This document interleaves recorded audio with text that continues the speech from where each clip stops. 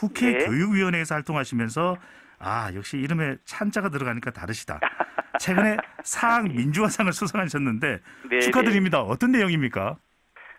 지금 우리 사회가 이제 민주화의 이제 햇살들이 계속 사회의 전 영역에 비춰지고 있는데요. 네.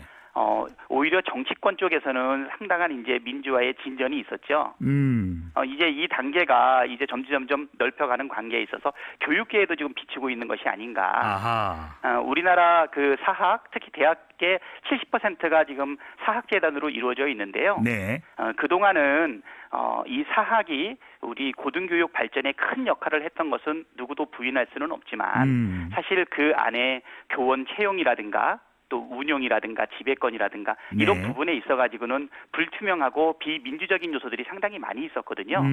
특히 2020년 국정감사를 진행을 하면서 저희 의원방의 화이트보드에 거의 꽉 사학재단들에 대한 여러 가지 비리라든가 제보라든가 이런 것들이 가득 차 있었어요. 네. 근데 그 부분에 대해서 아주 작은 부분들 몇 군데를 건드려 가면서 우리가 이 부당한 뭐 임용이라든가 아니면 민주적 목소리를 내는 사람들에 대한 부당한 처리에 대해 가지고 국정감사 등을 통해 가지고 우리가 그 잘못을 돌리키게 하고 네. 또 감사로 연결하고 이런 노력이 있었던 것인데요. 아하. 갈 길이 아주 멉니다. 사학 네. 민주화와 관련해서는요. 네. 또 사학의 경우에는 사학재단의 경우에는 이 회계 투명성이 중요한데 네네. 우리 박찬대 의원님께서는 정말 대한민국의 저명한 또 회계사로 이름나 있으시잖아요. 저명한 회계사는 아니고요. 국회의원 중에서는 남들보다 회계를 조금 더 아는 네. 정도. 네네. 겸손히 말씀입니다. 아마 그 전문성도 또 한몫하지 않았나라는 생각도 해봅니다. 그런데 교육을 말씀 주셨는데 네. 이 코로나 국면에서 이 교육 양극화, 교육의 또 격차 이런 이야기가 많이 나오는데 어떻게 보십니까? 지금 뭐 우리가 전혀 준비되지 않은 상태에서 코로나가 터지면서 네. 대부분이 지금 원격 교육으로 돌아서지 않았습니까?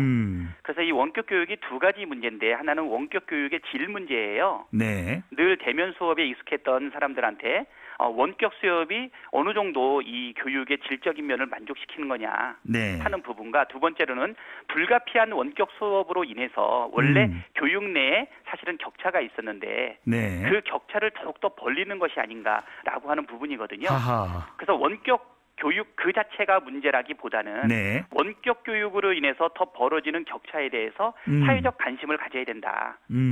예, 그 교육 격차는 결국은 사회적 격차로 이루어지게 되고 네. 사회적 격차는 양극화로 이어지다 보니까 결국은 코로나 시대의 원격 교육이 불가피한데 그 불가피한 원격 교육 하에서 최대한 격차를 줄이는 것이 사회 정책적인 의미가 크다. 그렇기 때문에 이제 이 원격 교육에 의한 교육 격차를 줄이는 쪽에 교육부의 역량과 그다음에 국민들의 관심이 많이 네. 집중되어 있는 상황입니다. 의원님 말씀이 참 중요한 것이 이렇게 이제는 원격 수업을 하다 보니까 잘 적응하는 경우가 있는데 또 잘 적응하지 못하는 경우가 있고 또 네. 과정마다 다를 수밖에 없고 또 좀 이해하지 못한 학생들에게 선생님과 직접 수업을 한다면 또 보충 수업을 받는다든지 보충 설명을 들을 수 있을 텐데 네네. 원격은 조금 그런 부분들이 미흡할 수 있는데 그래서 이번에 법안 하나를 발의하신 거죠. 원격 교육 관련 제정안을 또 네네. 발의하셨는데 어떤 내용입니까?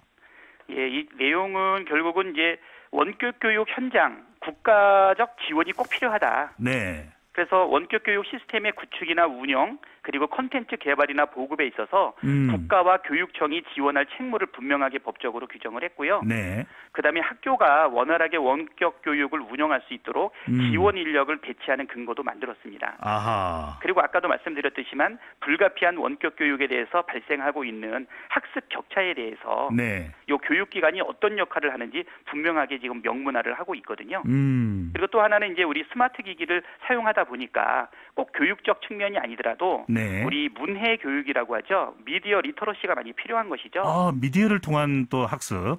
네네. 그리고 이것을 분별하고 그다음에 넘쳐나고 있는 이 부분의 그 디지털 정보에 대해 가지고 올바른 판단을 할 수 있는 이런 네. 내용들.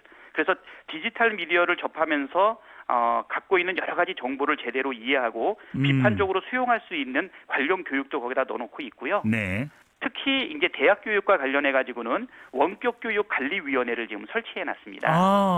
어떤 뭐 역할을 작년에- 하는지요? 네. 예, 작년에 대학가를 뜨겁게 달궜던 부분은 뭐냐면 원하지 않았던 원격 수업이 불가피하게 일어나게 되고 네. 그 원격 수업을 들어보니 과거의 대면 수업에 비해서 질이 어떻다. 아하. 이런 판단이 막 나게 되고 네. 그거로 인해서 수업료는 적정하냐라고 하는 문제까지 그렇습니다. 뭐 연결되지 않았습니까? 반환 운동도 일어나고 했었으니까요. 네네. 그래서 대학 내에서는 특히 원격 교육과 관련해 가지고 이 구성원들이 참여해서 네. 교육의 질을 높이고 평가하고 의견을 반영할 수 있는 위원회를 두는 것까지 거기다 지금 반영을 했습니다. 네. 의원님 그런데 이 네. 원격 교육과 관련해서 참 학부모 입장에서는 고민이 많을 거예요. 우리 애가 정말 제대로 공부를 하고 있는지 관리가 되고 있는지 학교를 네. 못 가다 보니까 그래서 3월 달에는 꼭 학교 갔으면 좋겠다 이런 염원들도 있는데 예. 많은 경험이 있으시니까 좀 이 원격 교육이 힘들어하는 학생들 네. 또 초중 고등학교를 중심으로 어떻게 좀 초점을 맞추어서 학습을 해야 좀 따라갈 수가 있을까요?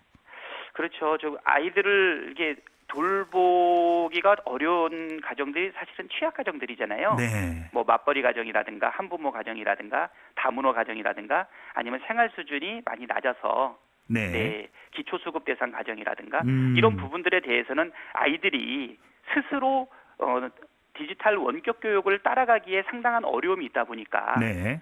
사실 그 부분을 다루고 있는 부분이 우리 원격 교육 기본법에 나와 있는 부분입니다. 아하.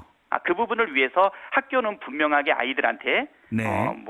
그 방과 후 수업이라든가 아니면 맞춤형 교육이라든가 이런 부분을 통해서 사회 환경적인 요소로 네. 학습 격차를 유발할 수 없는 밖에 없는 그 환경을 보충해주기 위한 여러 가지 노력들이 일어나게끔 하고 있고요. 네. 이러한 구체적인 부분들은 현장의 목소리를 들어서 시행령에 상당히 반영을 하려고 하고 있습니다. 네. 아직은 기본법 자체는 좀 선언적이고 그다음에 단위적인 법안이라고 볼 수 있고요. 네. 요 시행령이 만들어지면서 구체적인 안들이 사실은 의견 개진을 통해 가지고 반영을 하려고 하고 있습니다. 네. 정말 이 코로나 국면에서 원격 교육도 이제 우리 교육의 한 부분으로 자리 잡으니까 좀 더 완성도가 높아졌으면 하는 바람이고 의원님 시간이 많지 않은데 워낙 설명을 잘해 주시니까 설명절 연휴를 앞두고 우리 국민들에게 좀 희망의 메시지 한 말씀 부탁드리겠습니다.